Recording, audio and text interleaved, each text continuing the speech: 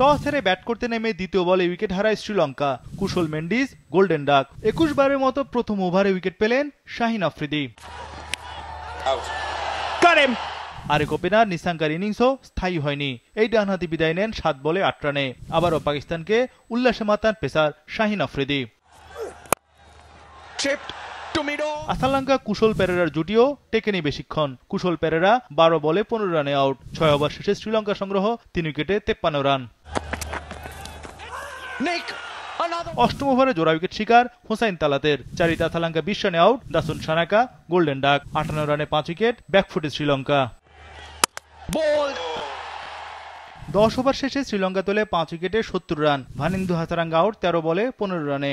আবরার আহমেদের প্রথম উইকেট শিকার। এক প্রান্তে লড়াই করে যান কামিন্দু মেন্ডিস। ১৬.১ ওভারে দলীয় স্কোর ১৭ রানে পৌঁছে। ৪৩ বলে 50 হাঁকান কামিন্দু।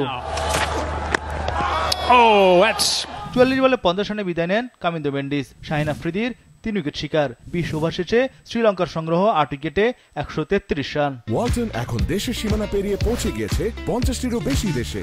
ওয়ালটন, ঘরে ঘরে বিশ্বজুড়ে। ১৩৪ রানের টার্গেটে নেমে চমৎকার শুরু পাকিস্তানের। সাহিবজাদা ফারহান ও ফখরুজ্জামান বেশ আস্থার সঙ্গে ব্যাটিং করেন। দ্রুত গতিতে রান তোলে পাকিস্তান। ফখরুর চেয়েও মারমুখে ছিলেন ওপেনার সাহিবজাদা। আসরে পাকিস্তানের সামনে ওপেনিং জুটিতে প্রথম 50 রানের সুযোগ। তবে সাহিবজাদা ফিরে গেলেন দ্রুত। ষষ্ঠ ওভারে থিকস্যানার জোড়া উইকেট শিকার। সাহিবজাদা ফারহান বিদায় নিলেন ১৫ বলে ২৪ রানে। ফখরুজ্জামান আউট ১৯ বলে ১৭ রানে। ৬ ওভার শেষে পাকিস্তানের সংগ্রহ ২ উইকেটে ৪৮ রান। সাইম আইয়ুব ২ রানে আউট। ৫০ রানে ৩ উইকেট হারিয়ে চাপে পড়ে যায় পাকিস্তান। সালমান আঘাকেও বিদায় করেন হাসারাঙ্গা। ১০ ওভার শেষে পাকিস্তান তোলে ৪ উইকেটে ৭১ রান।